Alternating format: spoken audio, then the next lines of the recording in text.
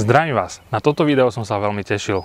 V tomto videu vám totižto ukážem konkrétne časť videa, ktoré sa nachádza aj v prémiovej časti kurzu Predaj s výsledkami. Čiže budete mať možnosť nahliadnúť presne, aké videá môžete nájsť v tomto kurze. V tomto videu vám ukážem 3 jednoduché metódy, akým spôsobom sa dá uzatvoriť obchod, tak aby to bolo pre klienta príjemné. No a na konci vám ukážem ešte jednu vec, vďaka ktorej mi stúpla úspešnosť uzatvárania obchodu zo 70 na skoro 98%. Takže poďme sa na to pozrieť. Zaujíma vás teda, akým konkrétnym spôsobom sa dá prakticky prekonať táto hranica, tak aby klient nemal pocit, že je nútený do toho predaja, ale aby ste plynule prešli do svojho cieľa a úspešne predali? Ak áno, tak poďme sa na to pozrieť. Tak, tie metódy uzatvárania obchodu, je ich teda viacero, tak ako sme sa bavili. Dôležité je však povedať, aby ste neprechádzali na uzatvorenie obchodu napríklad pri vlažnej reakcii. Lebo ako náhle sa toto nastane, tak väčšinou je väčšia pravdepodobnosť napríklad stornovania zmluvy alebo nezaplatenia prvej platby. Každopádne tieto metódy sa majú používať len pri pozitívnej reakcii na vašu otázku, na tú vašu sondu do hlavy toho klienta. No a je ich niekoľko, vybral som vám 3, ja používam len jednu jedinú, ale vždy je dobré mať v zálohe niečo navyše. Takže prvá forma, ja to nazývam, že to je taká forma dohody, kde sa dohodnete na tom, že treba sa uskutoční obchod. Vždy, keď sa spýtam toho človeka, ako sa vám to páči, je to super, som nadšený, je to perfektné, tak poviem, som veľmi rád, že sa vám to rovnako páči, tak ako sa to páči aj mne. K tomu, aby sa to všetko zrealizovalo, potrebujem vybaviť tie administratívne kroky.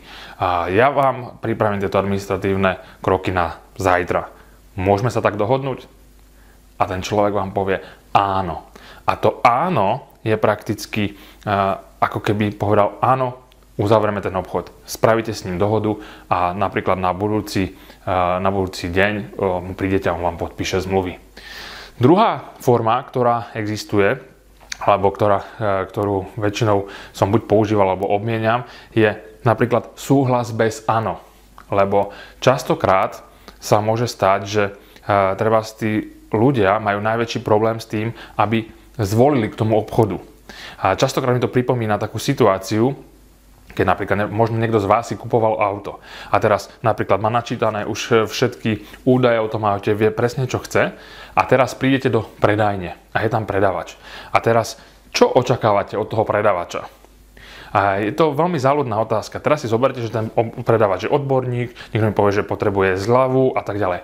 Aj toto všetko je pekné, ale aj napriek tomu sa mi stalo, že napríklad ja som kupoval auto, ktoré bolo v dobrej cene, v dobrej výbave, je to presne to, čo som chcel. Aj napriek tomu som chodil okolo toho auta a hovoril som, za takú dobrú cenu, prečo to tak predávajú? A stále som odkladal nejak to rozhodnutie, aby som ho kúpil. A v tom prišiel ku mne jeden servisný technik, ktorý tam bol prítomný akurát, pozeral to auto tiež a povedal, že toto ste sa rozhodol kúpiť? Ja, že uvažujem nad tým a on mi povedal teda, že ja som sa ho pýtal, že ako to máte s týmito autami, kazia sa, nekazia sa? A on mi povedal, tak máme tu auta 20 000, čo majú na zne 50, ale aj 200 000 sú úplne v pohode, nie je tam žiadna závada, ani na tých motoroch, je to všetko v poriadku, hovorím, super. Aj napriek tomu ešte stále nič, on mi povedal, že teda za akú cenu ho máte? Keď som povedal tú cenu, tak on mi povedal, no fúha, ja jazdím v inom aute, ale keby som dostal túto ponuku, tak určite by som ju využil. A vtedy som sa rozhodol, áno, idem do toho. Prečo vám hovorím tento krátky príbeh? Je to jednoduché, pretože človek, keď sa rozhoduje nejakým spôsobom pre veľkú kúpu treba z bytu, väčšinou si privedie niekoho so sebou, pretože nechce sám urobiť to rozhodnutie, potrebuje nejakú podporu. A častokrát je to o tom, že chcete si kúpiť nejaké auto, ale ten predávač vám ukáže krajšie, lepšie, novšie a teraz idete tam s manželkou napríklad a teraz chceli sme toto kúpiť, ale pozri sa, toto auto takto, vieš, a je aj bezpečnejšie. A tá manželka povie, vieš čo, veľa jazdíš, to znamená, tá bezpečnosť je dôležitá. Kúp si radšej toto. A v tom prípade vy sa rozhodnete a kúpite. A je to pretože vám niekto pomôže s tým rozhodnutím. Nie je to len už o mne, ale manželka hovorila, že si to môžem kúpiť, to znamená niekto druhý. Alebo priateľka povedala, že mám do toho ísť. To znamená, potrebujú pomôcť tým rozhodnutím a niekedy je to aj o tom, že potrebujú pomôcť tým, že nemusia ono povedať, že áno, toto si chcem kúpiť. Pretože to sa im najťažšie vyslovuje. To je to najťažšie spraviť to rozhodnutie. Preto existuje aj táto technika, napríklad súhlas bez áno. Ten človek vám povie, je to super, je to paráda, perfektne ste to pripravili, veľmi sa mi to páči. Tak mu poviem, je to super, som veľmi rád, že sa vám to rovnako páči, tak ako sa to páči aj mne. K tomu, aby sme to mohli spustiť, potrebujem spraviť pár administratívnych krokov. A prvé, čo je, tak napríklad potrebujem vaše rodné číslo. Môžem vás ešte požiadať, vaše rodné číslo začína? A napríklad vám začne diktovať a vy si ho píšete. To diktovanie toho rodného čísla už je ako keby súhlas k tomu, že môžem začať robiť kroky k samotnému predaju. Čiže nemusí tam povedať, áno, chcem to, pripravte mi to. Proste s tým diktovaním už ako keby sa rozhodol ten človek. Napríklad môžete to využiť aj tak, že tomu, aby som to spustil, potrebujem napríklad ešte fotokopiu vášho občianskeho preukazu. Môžem vás požiadať o občiansky preukaz a on vám podá ten občiansky preukaz. Tým pádom nemusí povedať áno, napíšte mi tie zmluvy, ale ako vám ho dáva, tak už on sa zmieril s tým, že sa rozhodol. Takže túto techniku som mal treba veľmi rád a veľmi dobre fungovala. A na druhej strane používam techniku číslo 3. A túto techniku som nazval medzinárodne, lebo je možné, že nás sledujú aj v Čechách, aj na Slovensku. Tak som povedal, je to technika, na Slovensku poznáme buď áno alebo áno, a ja som to napísal áno alebo jo. Takže, že by ste dali klientovi na výber, poznáte to často z telefonovania, a buď si to kúpi, alebo mu to predám tomu klientovi. Jednu z tých dvoch verzií si môže klient vybrať. A zase je to po dobrej reakcii, pozitívnej, kde super, veľmi sa mi to páči, je to paráda, perfektne ste to nachystal, je to až neuveriteľné. A poviete, to som rád, že sa vám to páči rovnako, ako sa to páči aj mne. A k tomu, aby sme to mohli spustiť, potrebujem napríklad spraviť ešte určité administratívne kroky. A tieto kroky môžem naplánovať buď na zajtra, alebo na pozajtra.